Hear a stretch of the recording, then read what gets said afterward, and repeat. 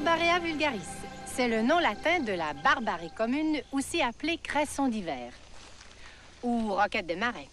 Parce qu'elle a la réputation de guérir les contusions, on a dédié cette plante à Sainte-Barbe, la patronne des militaires exposés aux dangers des champs de bataille. Les espèces végétales, malgré leur diversité, possèdent une caractéristique commune, le pouvoir d'utiliser directement l'énergie du soleil grâce à un procédé tout à fait remarquable, la photosynthèse. Dans cette émission, nous allons voir comment le monde végétal transforme l'énergie solaire et comment l'homme essaie d'en faire autant. Pour Mazda, les bouches d'air centrales oscillantes et les dossiers arrière 1/3, 2/3 rabattables de la nouvelle 626 Chronos sont aussi importants que son design aux lignes fluides. Doté de moteur V6 optionnel et offrant plus d'espace pour la tête et les jambes que la Camry ou l'Accord, voyez la Mazda 626 Chronos 1993. Conçue pour vous et votre petite famille, voilà pourquoi tous vos goûts sont dans la voiture.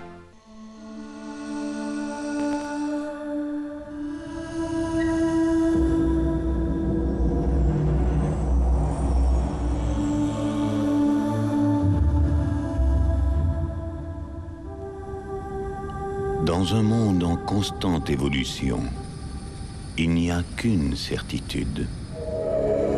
La force financière du rock. La prudentielle, solide comme le rock. Imaginez pouvoir vous projeter dans l'avenir. Tiens, tiens, Je te connais. je suis toi, 25 ans plus tard. Dans le sud. On passe tous nos hivers ici. On a gagné à la loterie, peut-être? Mieux que ça, Liberté 55. Seul un représentant de la London Life peut vous offrir Liberté 55. Plus que de l'assurance, c'est un programme financier qui travaille pour vous pour qu'un jour, vous n'ayez plus à le faire. Depuis quand est-ce qu'on se promène en décapotable? Depuis qu'on fait du surf. Du surf? Dans un de mes premiers cours de biologie, j'ai appris que la photosynthèse était une réaction chimique simple qui se produit en présence de 4 éléments. Le soleil, le gaz carbonique, l'eau et la chlorophylle. J'ai aussi appris que toute matière organique sur Terre, incluant les animaux et les plantes, était tributaire via la chaîne alimentaire de cette réaction.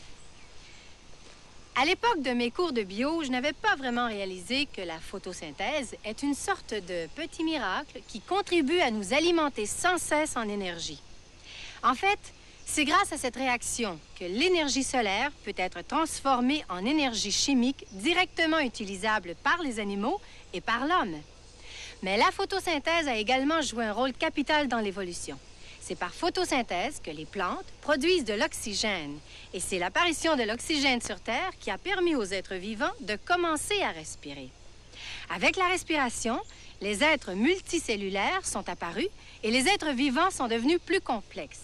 Aujourd'hui, on étudie la photosynthèse avec des technologies de pointe et on se demande dans quelle mesure elle subit les contre-coups de la détérioration de notre environnement.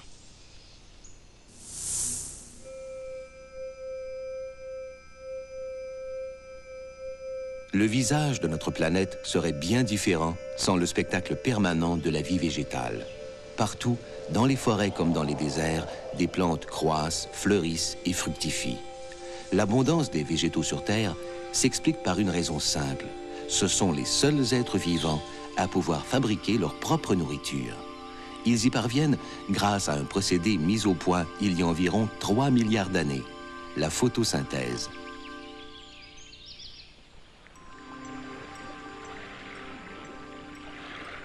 Des êtres vivants microscopiques, flottant au sein des mers primitives, se sont alors dotés de petits corpuscules, les chloroplastes.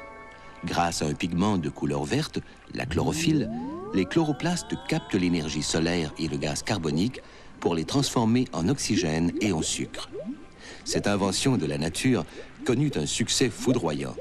Les êtres vivants pourvus de chlorophylle et capables de photosynthèse eurent à leur disposition une source inépuisable d'énergie. Ils se multiplièrent à toute allure, envahissant les terres comme les mers. La photosynthèse est essentielle à toutes les formes de vie que nous connaissons, y compris la nôtre. Il semble en effet que les plantes primitives aient généré l'oxygène de notre atmosphère. c'est aussi à partir de la photosynthèse que sont élaborés, directement ou indirectement, tous nos aliments. Notre vie dépend donc entièrement de ce procédé biochimique.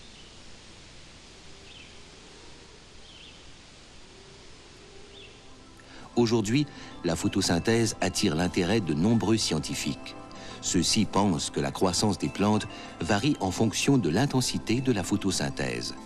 D'un autre côté, cette réaction est influencée par le milieu environnant. Or, depuis un siècle environ, l'homme modifie les conditions régnantes à la surface de la planète. Ces changements pourraient avoir des impacts considérables sur la photosynthèse, donc sur la croissance végétale. Le phytotron est l'un des outils dont on se sert pour étudier ces impacts. Ce complexe de serres et de chambres de croissance permet d'exposer des plantes à toute la gamme des conditions qu'elles sont susceptibles de rencontrer dans la nature. Un ordinateur, relié à divers dispositifs, peut y faire varier à volonté les facteurs qui influencent la photosynthèse.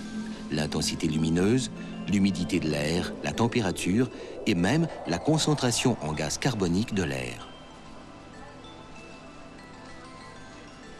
On évalue le taux de photosynthèse des plantes soumises à ces différentes conditions à l'aide d'un appareil qui mesure le gaz carbonique absorbé par les plantes.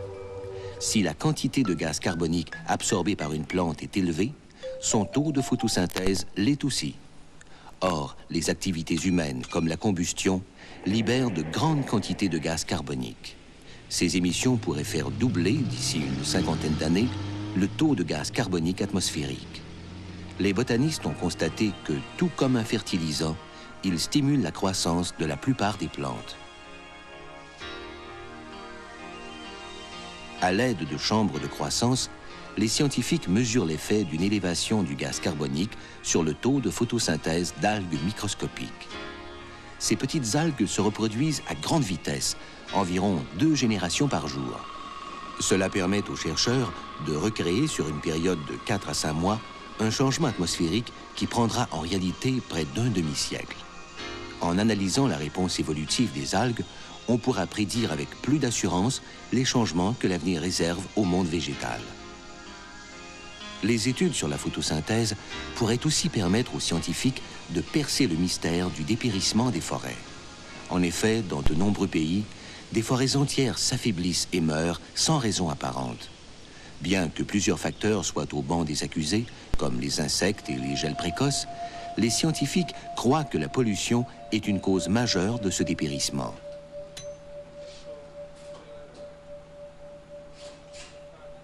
Pour vérifier cette hypothèse, des chercheurs ont conçu un véritable stéthoscope pour plantes. Cet appareil comporte une cellule étanche à l'intérieur de laquelle on place la plante à analyser. On dirige ensuite sur la feuille un faisceau lumineux intermittent. Par photosynthèse, la plante émet alors de petites bouffées d'oxygène qui font augmenter la pression à l'intérieur de la chambre. Un microphone très sensible capte ces variations de pression. Plus ces dernières sont élevées, plus la photosynthèse de la plante est intense. Grâce à cette technique, on peut évaluer l'état de santé d'un arbre après que celui-ci ait été exposé à un polluant comme l'ozone. À haute dose, ce gaz toxique provoque l'apparition de brûlures sur les feuilles. Toutefois, les chercheurs ont constaté que même à des concentrations normalement considérées comme inoffensives, l'ozone provoque une diminution du taux de photosynthèse chez l'arbre. Ce phénomène pourrait expliquer que certaines forêts dépérissent, même si elles sont situées dans des zones peu polluées. Grâce à cet appareil, on pourrait évaluer la vitalité d'un arbre avant que celui-ci ne soit irréversiblement atteint.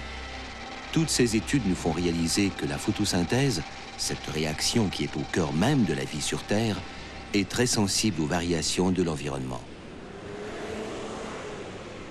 Les modifications de ce processus, par le biais des activités humaines, mettent en jeu le fragile équilibre de notre planète.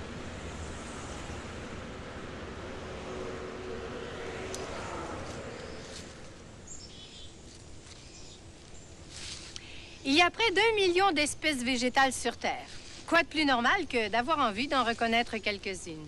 Beaucoup de botanistes amateurs passent une grande partie de leur loisir à ratisser les sous-bois et les champs à la recherche de nouveaux spécimens à ajouter à leur herbier. Mais on ne constitue pas un herbier à la légère. Si, dans un élan de romantisme, vous cueillez quelques fleurs sauvages que vous glissez entre 2 pages d'un livre, vous obtiendrez des fleurs séchées que vous pourrez oublier dans votre tiroir à souvenirs. Un herbier est constitué de plantes complètes. Feuilles, tiges, racines, fleurs et fruits, si possible. Vous choisissez donc un spécimen parfait. Vous le déterrez délicatement.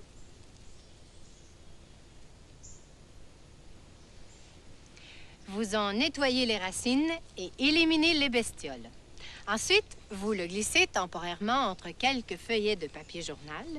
Et une fois rendu chez vous, vous devez vous empresser de le faire sécher le plus rapidement possible dans une presse. Elle peut être simplement constituée de 2 planches de bois solidement attachées l'une à l'autre. Quand votre collection prendra de l'ampleur, vous pourrez passer plusieurs soirées agréables à identifier vos spécimens. Parce que, vous l'avez compris, une fleur non identifiée n'a aucune valeur scientifique.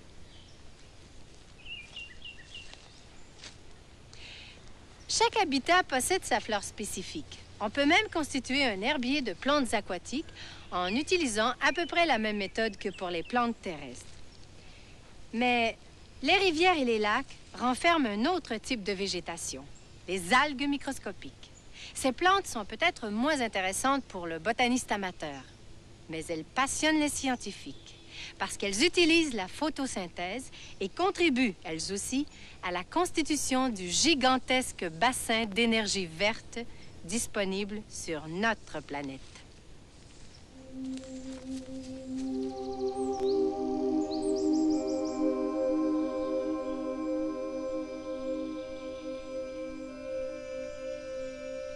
En plus de générer l'oxygène que nous respirons, la photosynthèse des plantes est une fantastique source d'énergie. Véritables centrales énergétiques, les plantes captent l'énergie solaire et la convertissent sous forme de composés chimiques. Sur Terre, l'énergie emmagasinée par les plantes représente 10 fois celle consommée annuellement par l'homme et 200 fois ses besoins en nourriture.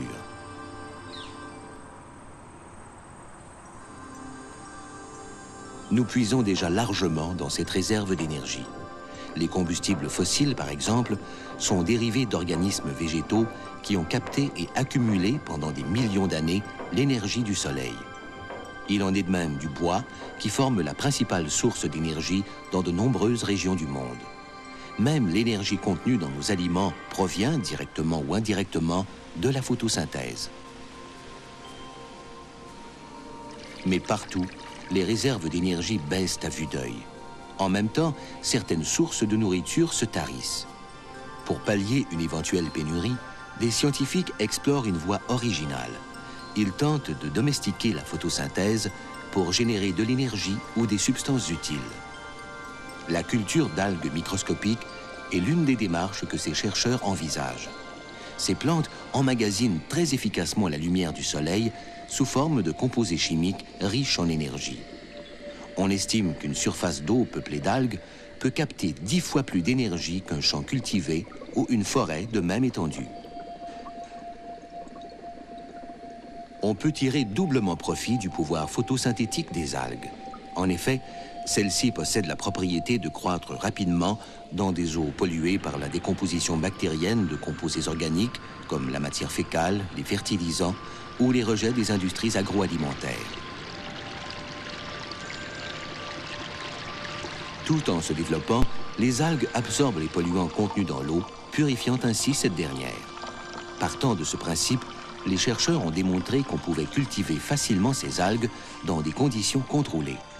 Il suffit de leur procurer une eau polluée riche en matière inorganique, de la lumière et enfin de l'air qui fournit aux algues le gaz carbonique nécessaire à leur croissance. Les algues éliminent la presque totalité des substances polluantes contenues dans l'eau. De plus, les algues génèrent une grande quantité de matière biologique riche en énergie. Récoltée périodiquement, cette biomasse peut être convertie en différents produits.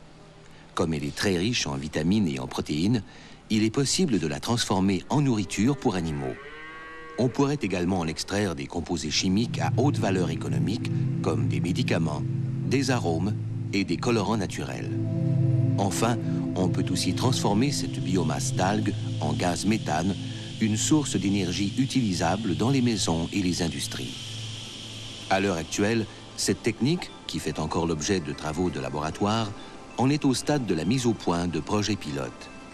Les chercheurs croient que ces microalgues pourraient être cultivées à grande échelle, par exemple dans des serres. De telles cultures fourniraient de grandes quantités de nourriture ou d'énergie, tout en permettant de dépolluer des eaux usées.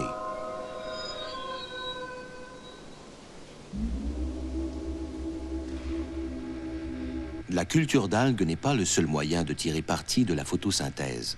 Des scientifiques tentent de parvenir aux mêmes fins en utilisant un composé chimique des plantes, la chlorophylle. Leur but est de fabriquer une photopile, c'est-à-dire un dispositif capable de convertir les rayons du soleil en énergie électrique. Le fonctionnement d'une telle photopile est rendu possible par les propriétés particulières de la chlorophylle. Les molécules de chlorophylle sont un peu comme des antennes. Lorsqu'elles reçoivent de la lumière, elles se mettent à vibrer, puis émettent des électrons.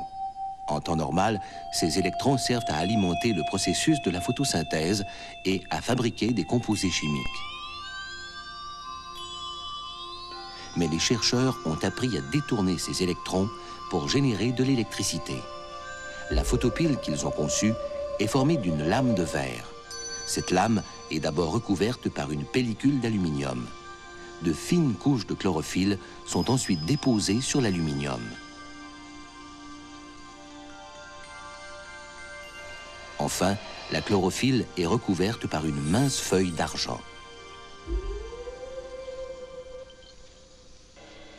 Lorsqu'on soumet ces capteurs à une source de lumière, un courant électrique circule entre l'aluminium et l'argent.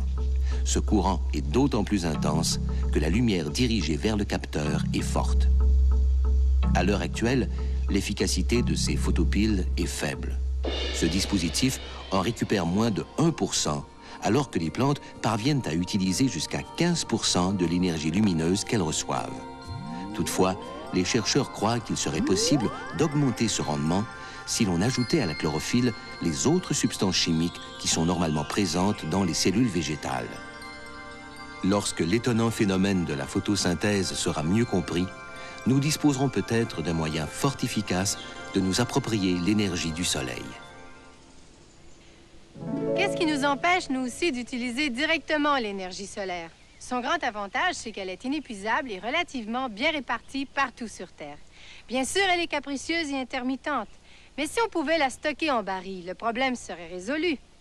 L'idée d'une pile solaire ne date pas d'hier. Elle est née en 1838, quand Antoine César Becquerel, un physicien français, a découvert l'effet photovoltaïque qui permet de transformer directement l'énergie solaire en énergie électrique.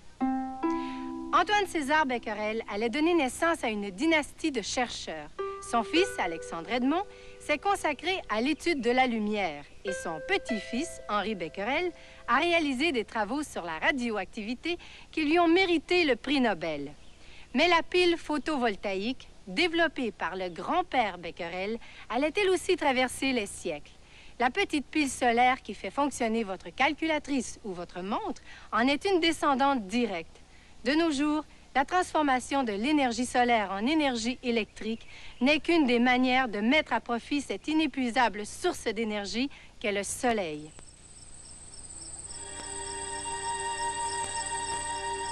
Les plantes ne sont pas les seules à vivre de l'énergie solaire. Le soleil a généré la plus grande partie de l'énergie que nous consommons sous forme de combustibles fossiles. C'est aussi le soleil qui régit le cycle de l'évaporation de l'eau et des précipitations dont dépend l'hydroélectricité. Mais les sources d'énergie actuelles présentent toutes des inconvénients. Le pétrole, le charbon et le gaz sont polluants et non renouvelables, tandis que les projets hydroélectriques ont d'indéniables impacts sur l'environnement. Quant au nucléaire, il génère des déchets dangereux dont on ne sait toujours pas se débarrasser. Aussi cherche-t-on des moyens d'utiliser directement l'énergie solaire. Toutes les 15 minutes, le Soleil fournirait assez d'énergie à la Terre pour combler les besoins énergétiques de l'humanité pendant une année. Il s'agit aussi d'une énergie non polluante, disponible en quantité illimitée. Plusieurs techniques permettent de capter directement l'énergie solaire. Le capteur solaire thermique est une de ces techniques. Ce dispositif recueille la lumière émise par le soleil et la transforme en chaleur. En effet, si un matériau est noir, c'est qu'il absorbe la presque totalité de la lumière visible. Cette absorption des rayons solaires provoque le réchauffement du matériau. Un capteur solaire typique est formé d'une plaque métallique noire au centre de laquelle circule un liquide. Le liquide recueille la chaleur qui s'accumule dans la plaque. Il la transmet ensuite à un échangeur pour chauffer l'eau d'un réservoir ou encore l'intérieur de la maison. Cependant, dans les régions où existe une saison froide, une grande partie de la chaleur recueillie par le liquide se dissipe dans l'air qui est en contact avec la plaque métallique du capteur. Une nouvelle génération de capteurs solaires a donc vu le jour, les capteurs sous vide. Leur rendement demeure constant même pendant les plus froides journées d'hiver. Parce qu'ils permettent d'obtenir des températures beaucoup plus élevées, jusqu'à 120 degrés Celsius, ces capteurs solaires ouvrent la voie à de nouvelles applications. La vapeur qu'ils produisent peut actionner des systèmes de pompage ou de climatisation, des stérilisateurs, purifier l'eau en la distillant et même faire du café. La technologie des capteurs solaires possède cependant ses limites. Bien qu'à la surface du Soleil, la température atteigne 6000 degrés Celsius, l'énergie solaire parvient à la Terre sous une forme dégradée. Dans les meilleures conditions, 1 mètre carré de surface terrestre reçoit une énergie à peine supérieure à 1000 watts, soit le 5e de l'énergie utilisée dans une cuisine. De plus, les capteurs solaires ne transforment en chaleur que 30 à 40% de la lumière solaire qu'ils reçoivent. Ajoutons que la chaleur recueillie par les capteurs solaires est une forme d'énergie très difficile à stocker. Il faut pouvoir l'emmagasiner pour l'utiliser quand le soleil n'est pas présent. Pour résoudre ce problème, les chercheurs expérimentent une pompe à chaleur chimique qui permettrait de constituer une réserve d'énergie pendant les journées ensoleillées et de restituer cette réserve la nuit ou les journées nuageuses. Son fonctionnement est basé sur le principe des réactions chimiques réversibles. La chaleur produite par le capteur solaire chauffe les sels contenus dans le réacteur. Un gaz, l'ammoniac, est dégagé. En passant dans un condensateur, il devient liquide et est stocké dans un réservoir. Pour obtenir de la chaleur au moment voulu, l'ammoniac est dirigé dans l'évaporateur où il redevient gaz. Ce gaz est absorbé par les sels et cette réaction s'accompagne d'un grand dégagement de chaleur dans le réacteur. Quand le gaz s'évapore, il provoque un refroidissement qui pourrait être utilisé dans un système de climatisation. Le capteur solaire thermique n'est pas le seul dispositif capable de piéger l'énergie émise par le soleil. Depuis quelques années, des piles photovoltaïques alimentent de nombreux appareils allant des calculatrices aux satellites en passant par des téléphones d'urgence le long des routes. À la différence des capteurs solaires thermiques, les capteurs solaires photovoltaïques convertissent la lumière solaire en électricité. Le fonctionnement des piles photovoltaïques repose sur l'existence de matériaux dits semi-conducteurs. Ces matériaux, dont le plus connu est le silicium, possèdent une propriété particulière. Lorsque les atomes de silicium reçoivent des photons, c'est-à-dire les petites particules qui constituent la lumière, ils émettent des électrons. Un certain nombre d'entre eux peuvent être captés par des électrodes. Ces électrons libres génèrent alors un courant électrique. Les piles photovoltaïques peuvent être connectées les unes aux autres de façon à former des panneaux solaires. Lorsqu'exposés à la lumière, ces panneaux génèrent parfois une énergie électrique atteignant 12% de l'énergie solaire reçue. Lorsqu'elle n'est pas utilisée, l'électricité produite peut être accumulée dans des batteries pour des utilisations ultérieures. Même s'il est peu probable que le Soleil comble jamais tous nos besoins énergétiques, les technologies solaires continuent de progresser. Elles auront certainement leur place parmi l'éventail des énergies de demain. Votre magasin a tout pour vous. Regardez, venez voir. Encore plus pour votre argent. Voilà ce que vous voulez.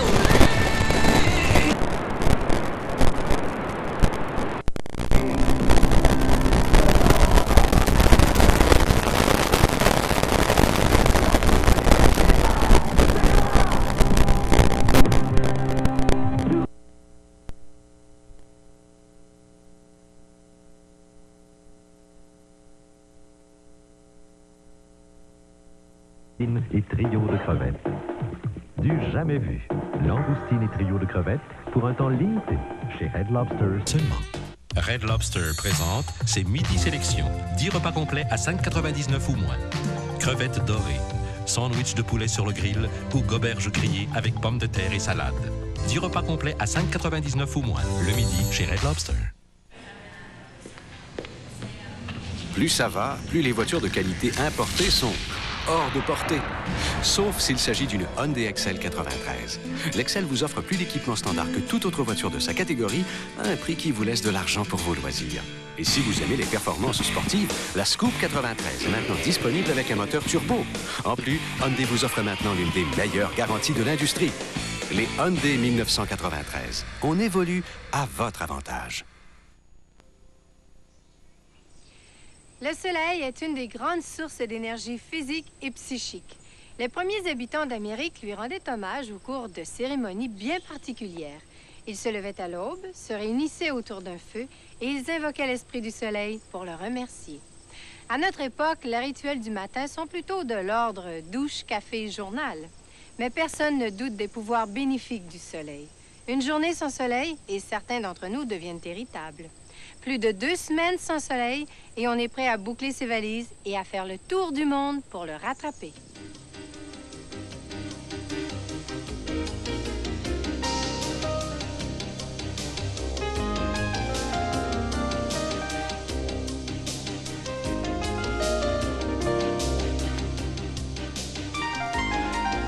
Certains métiers offrent plus de garanties d'emploi que d'autres. C'est le cas de la télédistribution, de l'assistance aux bénéficiaires et de l'entretien industriel.